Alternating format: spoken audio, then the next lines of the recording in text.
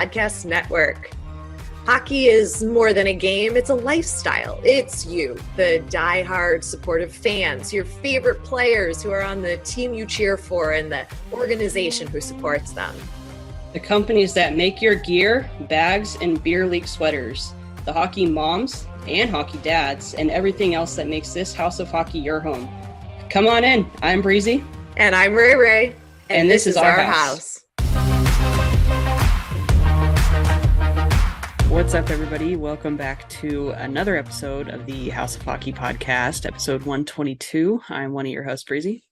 And I'm your other host, Rae. And the season kicked off this past week. Have you watched any games? I know you've been traveling. Yeah, I was actually in Tampa for the home opener, except Tampa was in New York for the North American home opener, because officially the season started overseas in Europe. But so I watched the second period of that game, and then I had no other time to watch games this week. I was busy working, so did not have time to flip anything on. But it's so great to have hockey back. It really is. My phone keeps blowing up with plays and scores and stuff, and I'm like, this is kind of annoying, but I missed it, so it's okay. Yeah, exactly. I took a special picture for all of you Lightning fans that we're going to post on our social media, since I was literally across the street from Amalie Arena, and I walked by it to go to this other work-related thing I had to do. So yeah. Got to see the arena. I got to tell you though, Tampa is Lightning proud. I mean, the amount of people with Lightning shirts on, Lightning flags, all across the town. I mean, it's Bolts country. That's what they call it, right? Bolts Nation, maybe? Yeah. Bolts country? Bolts Nation, I thought, isn't it? Yes. I don't know what sounds better. I think Bolts Nation. Yeah. Yeah, I think it's Bolts Nation. Yeah. So lots of humidity, lots of hair challenges. I got in super late last night. I'm really tired. So all of you who are watching on Stadium Scene TV, first of all, thanks for tuning in, and apologies for the appearance. It's all good. Yeah, you made it. You showed up. I did. Yeah. Newsflash. We are now live streaming on Stadium Scene TV, which is available on YouTube, Twitch, and somewhere else. I think Facebook, maybe? Yes. Yeah. YouTube, Twitch, Facebook. Yeah. Sorry, so shout out to our partners there. And thanks everyone for tuning in. You can watch us live. Yeah. Well, should we jump into what we got here? Yeah. You kick it off. Where are we starting? Well, we are heading to the East.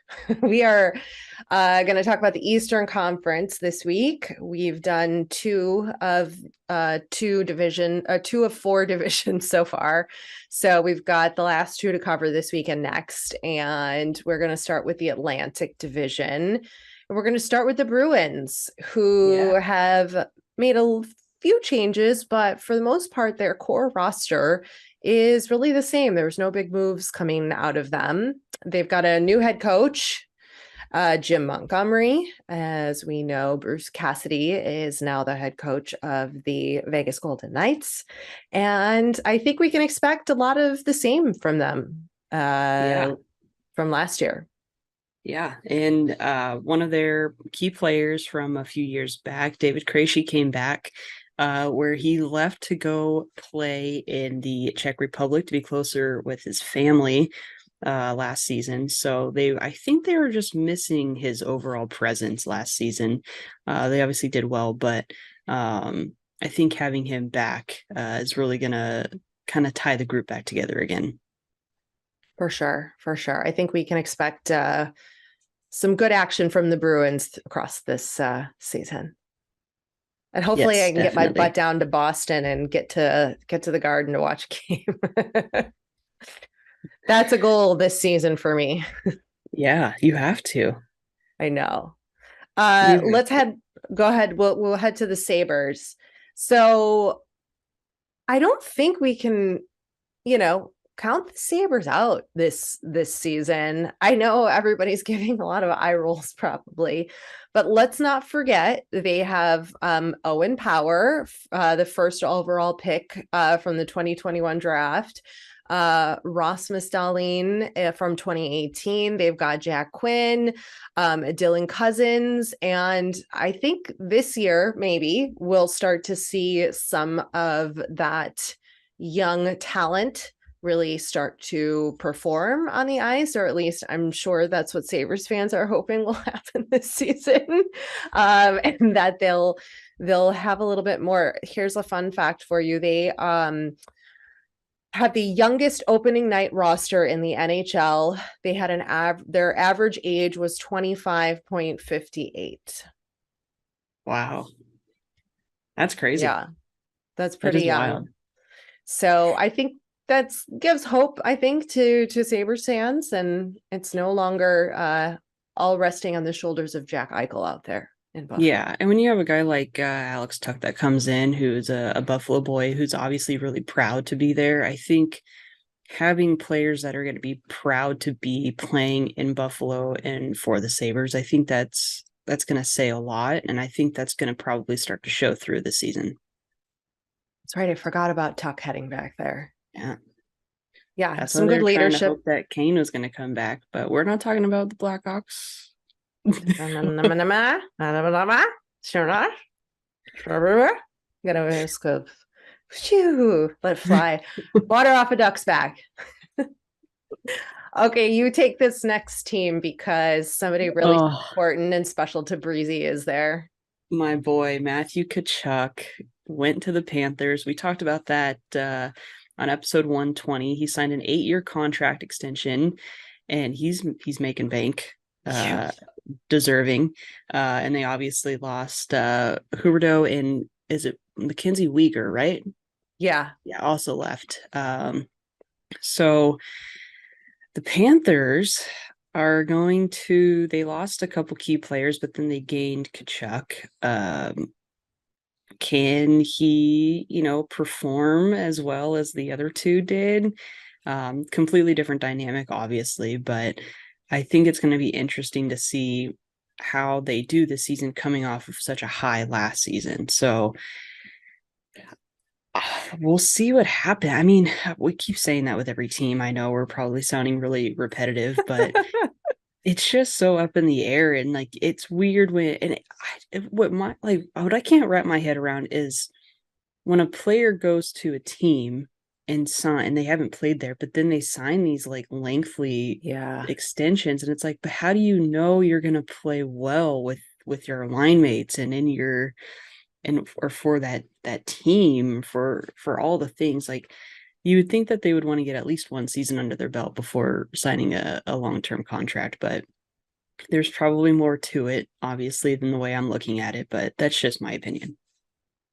Yeah, that's a good point. I never really thought about that. That's a lot of years to be with a team, and the future and the prospect pool, and the hopes that you, like you said, get along with your line mates. Is it just for the money? Is this just the way that the trends of the game is going, as far as like getting these guys when they reach that certain age and out of their entry year contracts, and then that like first year contract, and then they get to that second year, and it's like, if you don't sign that big number for that X amount of years, you might not get it, and if you have a team that's able to have the cap space to offer you that much money, do you just go, okay, or what, but I think that's a gamble a lot of the players take, especially like a Tkachuk in this situation, where I guess, he didn't really feel like he was going to have the opportunity to either, one, get paid from his last team, or two, be able to have a chance to win a cup. Yeah, I think ultimately they're just chasing cups, right? Like I think the money aspect is nice, but I think just chasing the cup is better. But you need to look for your chances, and maybe it comes down to stability too. You want to make sure that you're not going to be, getting a house and then a year later or 2 years later having to look for a new one and going through that hassle. But um it's so strange. It's so strange to me.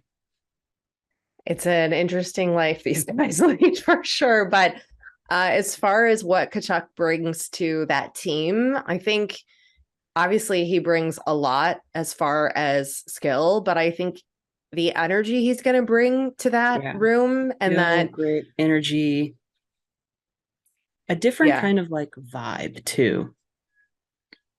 the Yeah, vibiest of the vibes, the vibiest of the vibes. the He is a vibe. smolderiest of the vibes. Whew. Florida's gonna get it even hotter.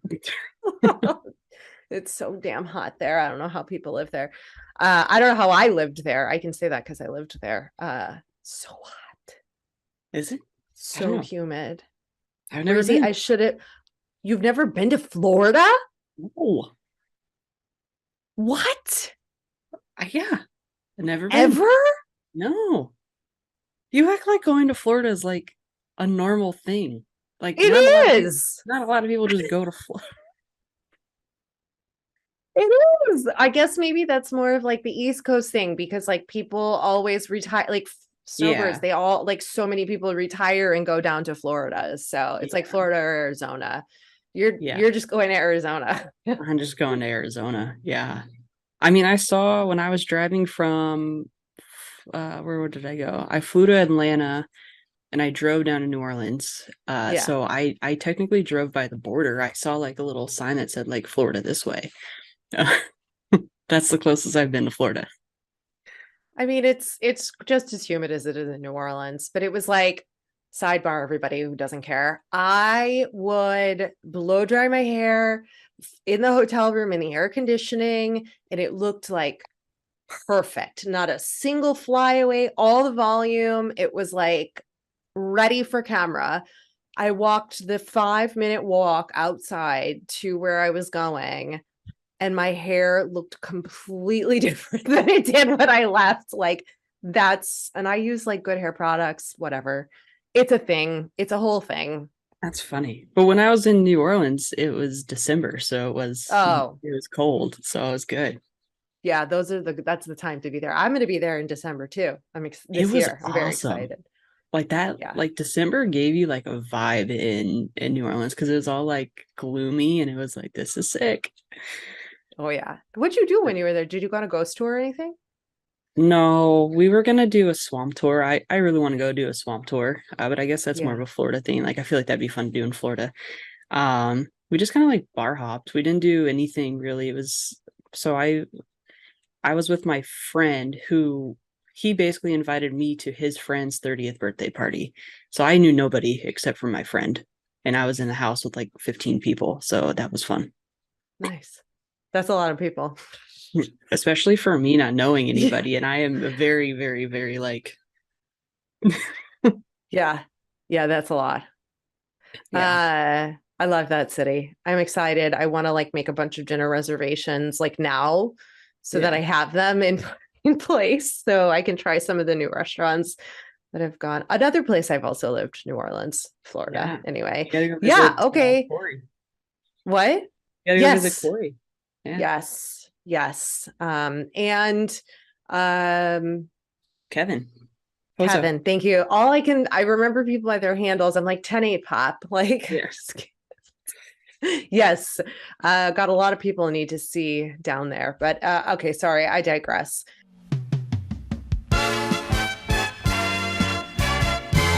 This week's episode of the House of Hockey podcast is brought to you by hockey fans. It's finally time to hit the ice again. And thanks to DraftKings Sportsbook, an official sports betting partner of the NHL, you're in for the season of a lifetime.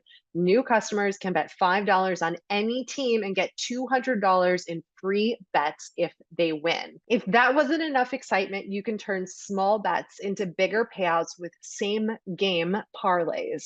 Combine multiple bets like which team will win, how many goals will be scored, and more for your shot at an even bigger payout.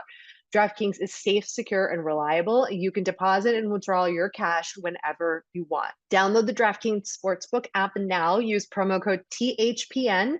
Bet $5 on any NHL team to win their game and get $200 in free bets if they do. That's code THPN for the Hockey Podcast Network at DraftKings Sportsbook, an official sports betting partner of the NHL. Minimum age and eligibility restrictions apply. See show notes for details.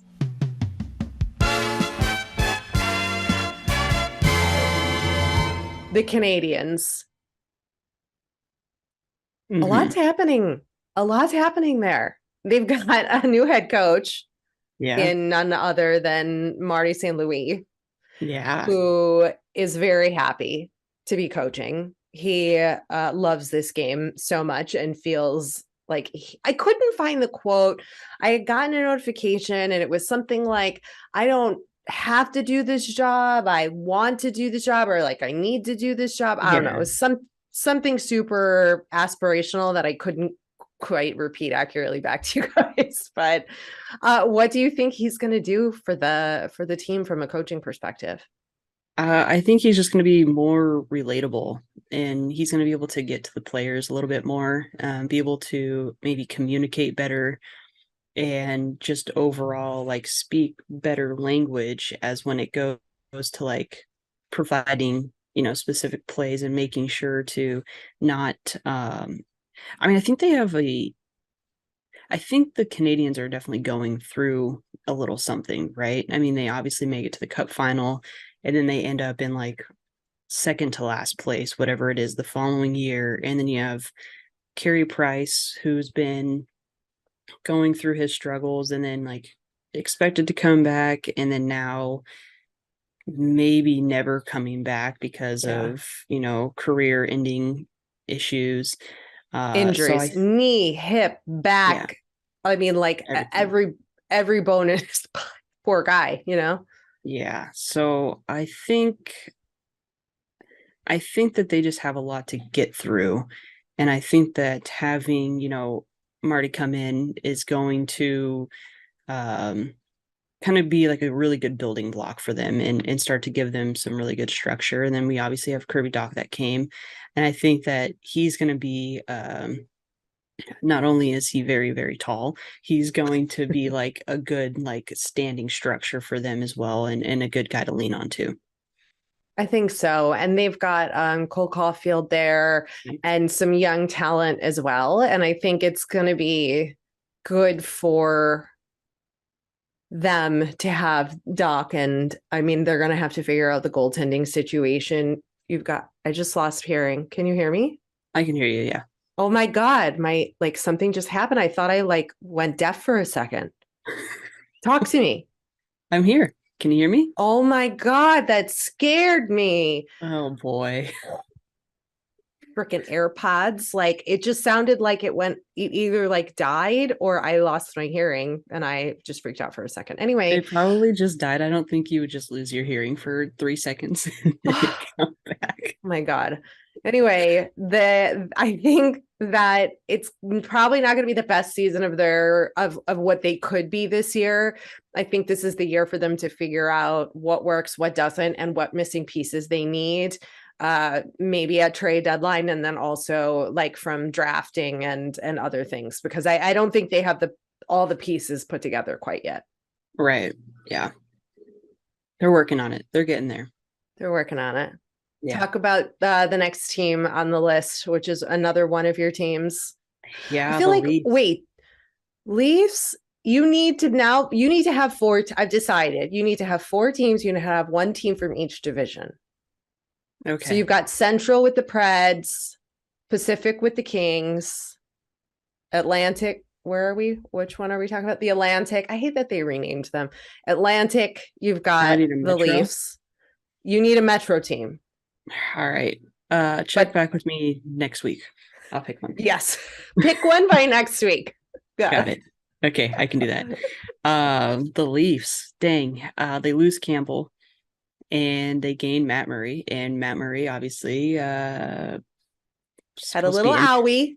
Had a little owie. Little owie.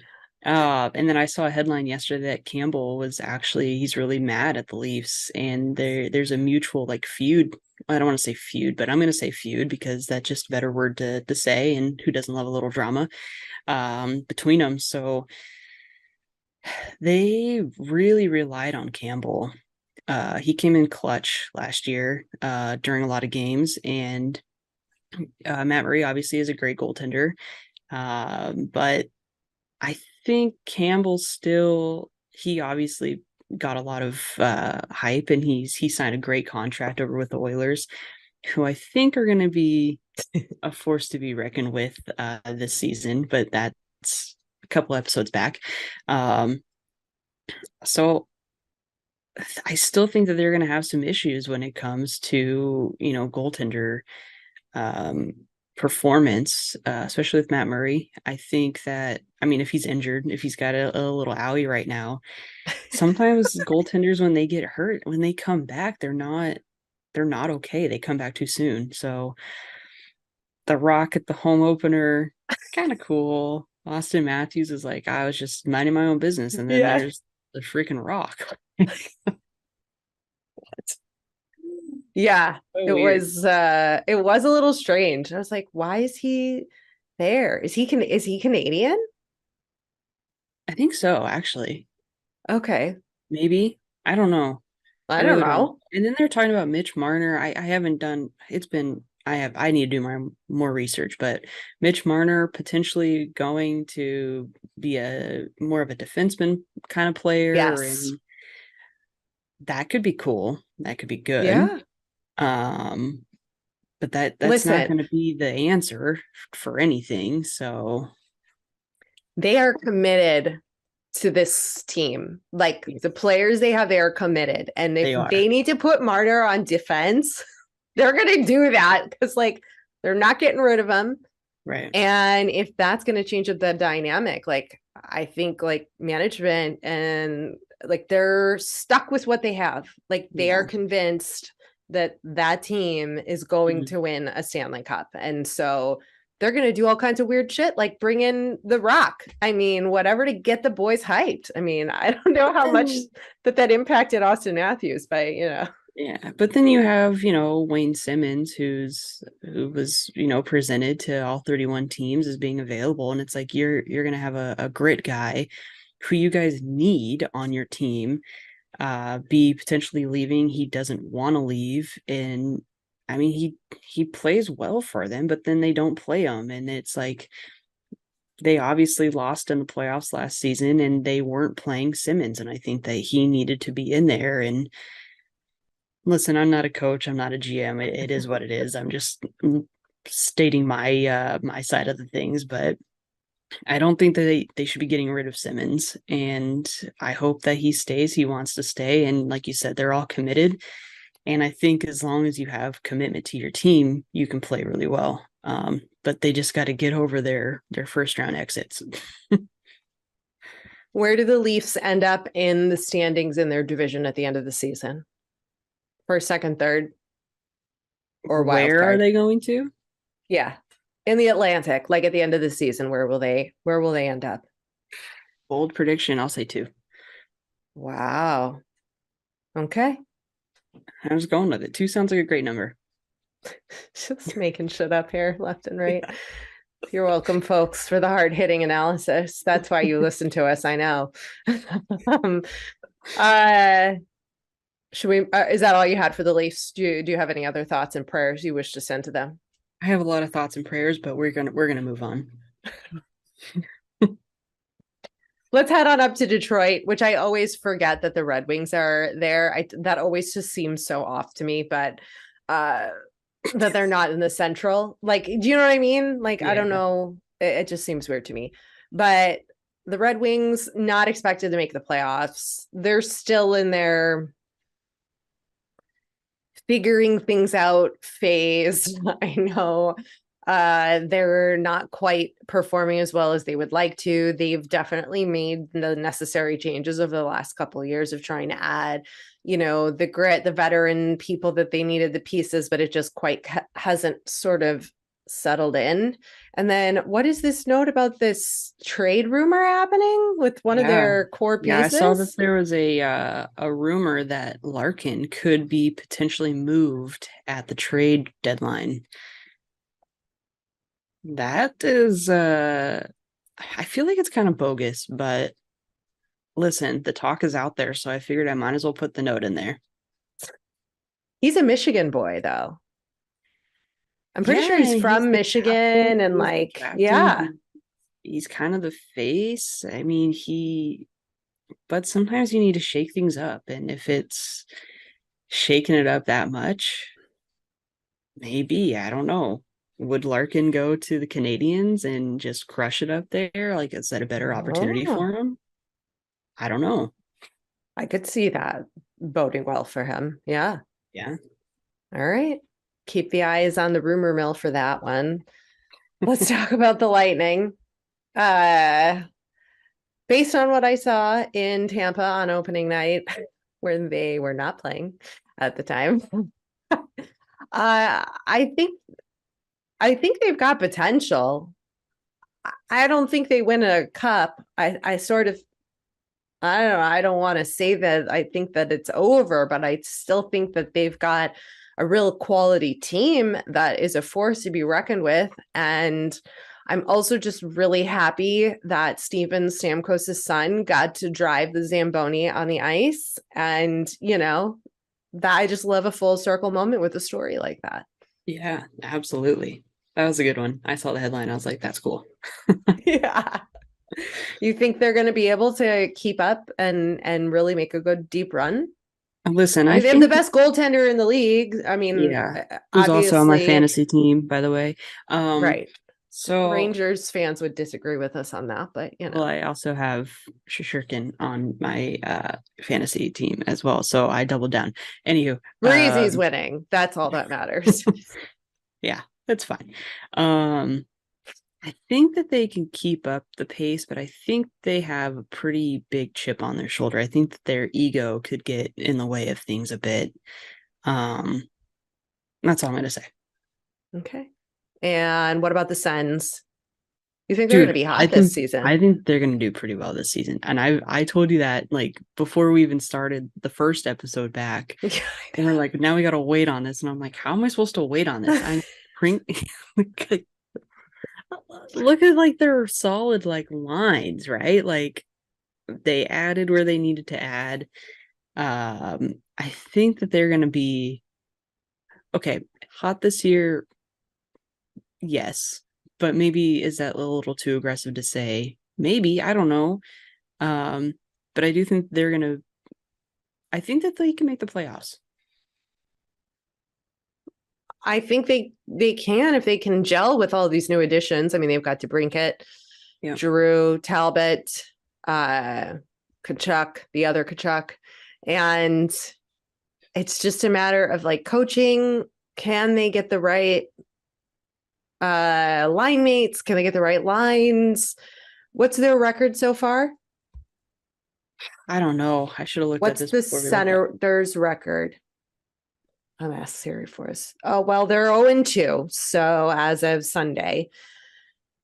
But that doesn't mean anything. We Well, know the Preds teams, are 0-2 right now. Well, I guess right, technically not. They're 2-2 because they technically started the season overseas, but right. they lost their last two games. But look at how the Preds performed overseas. Like they crushed it. And then listen, my famous quote, someone's got to win and someone's got to lose. And it's okay. It's the beginning of the season. I think Yeah. they're going to come out of this pretty strong. Yeah. I don't know that they're going to do real well, but I think they'll at least figure out what they're doing by the halfway point of the season and whether Yeah. or not those changes are working. Also, now the Kachucks are in the same division. So we're going to see a lot of Kachuk versus Kachuk, and I think a lot of fun moments from the fam bam cheering them on Yeah. in the stands too. So be prepared for some of that now. Yeah. Exciting. For sure. All right. That's it for the division. I have two things on my list to discuss outside of the teams that I have strong opinions on. And I think I've said it here before, but this week we saw on social media a New York Islanders fan propose shirtless to the woman in his life, and she said no. And it was this viral internet moment. And a friend on social media, see, I just lost my hearing again. The AirPods like go out, and I thought maybe you just need to charge them up again. Mine they're died. charged. They're charged. Anyway, friend on social media said that the proposal was a pre-planned no. So yeah. Not only do I despise in arena proposals, I don't care what sport it is, I despise them. I think it is horrible. Two, now this horrible thing is happening and we're pretending and we're saying no on purpose. I cannot. Like, this just, like, arenas should just say, no, we will not televise. We will not support you in your arena proposal. If you're going to do that and that really means something to you, then like it is not happening on our Jumbotron. If somebody proposed to me in an arena, they don't know me. That is my worst nightmare. That's my worst nightmare. Like, my worst nightmare is being on the Jumbotron. I've been on the Jumbotron. It's not that bad. But to be proposed to, that's bad. I think these need to be banned. I think in arena game entertainment should be like not allowing this anymore. Kiss cam, funny and great. Love it.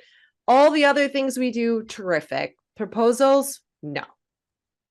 Hard stop to this. This is ridiculous. Listen, we've seen too many movies where like people like do fake proposals to like get a rise out of someone or get a free meal or whatever. Some of these things, when they're done in public like this, I'm like, I don't think that's real. Yeah, it's not. Yeah. How would you feel if someone proposed to you in an arena on the Jumbotron? I just said I was terrified of the Jumbotron. I would say no and run. I wouldn't even say no. I would just run. For sure. Yeah. It's got to stop. It's got to stop. Yeah, no, I'm good. I don't appreciate that at all. Anyway, I'm sure there's like the very few people who would, but I think there's other better ways to do it, such as a friend of the pod and another social media friend, Molly. She's at Bender Butte. She just revealed that she got married at the Honda Center at the ticket window legally by the city of Anaheim. Like when COVID happened, they shut down like the courthouse or whatever or something. And so they were just letting people get married at the ticket windows because they could do it safely outside. And the person was protected behind the glass. And so her and her husband got married at the ticket window at Honda Center. And I was like, okay, I can get behind this. This I can get behind. But it's just weird that it's behind the ticket window. The like a court person was behind the ticket window. They were outside. Well, that's cool. I like that. But yeah, it just seems like an odd place, like the ticket window. Yeah, but like odd, unique, not on the Jumbotron. If you're a big hockey fan and like and that's still your outside team, your favorite arena, right? Which is cool. And not, it was like a private moment because there weren't, tons of people around. She was like, yeah, they just like emailed you like what ticket window to go to and do it. And I was like, first of all, how did I not know that happened? Oh, right. COVID, middle of a pandemic where like everything is crazy.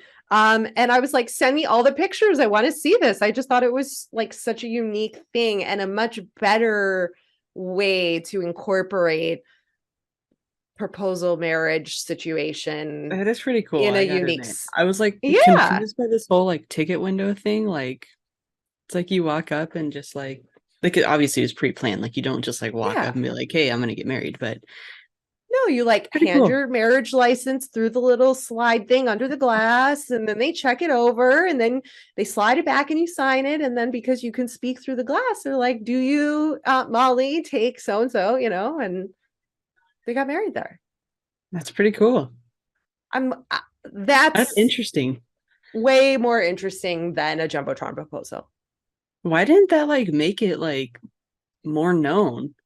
I know, that's what I'm saying. Like, I didn't see any coverage of like unique ways of people getting married during the middle of the pandemic, starting with ticket windows at the Honda Center. That's coming up after the break. Like, where was that story? If we missed it, apparently, or just it wasn't there. It was never there. But it's here now, so that's cool. Yeah, this freaking AirPod just keeps going in and out, and I keep losing hearing what you're saying. Sorry. It's not your fault. Okay. It's mine. I just threw it down. Did you see me throw it out of my ear like a newscaster whose producer is talking to her in her IFB, and she's so mad and she just whips it out of her ear? I don't think I pay attention to those things. Okay.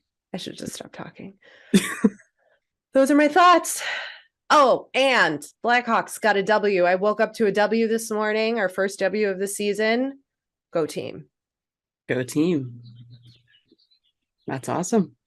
I really don't have much to say this week. I'll bring more next week, along with a Metro team that I'm gonna start cheering for.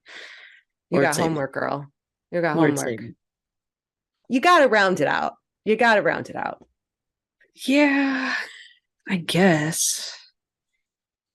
I mean, you don't have to, but if you were gonna, I'd like to have a potential team on the table. Yeah, I probably should have another team. Okay. Okay. Thanks for coming over to our House of Hockey podcast and hanging out with us. We'll be back next week with a brand new episode. And in the meantime, you can follow us on social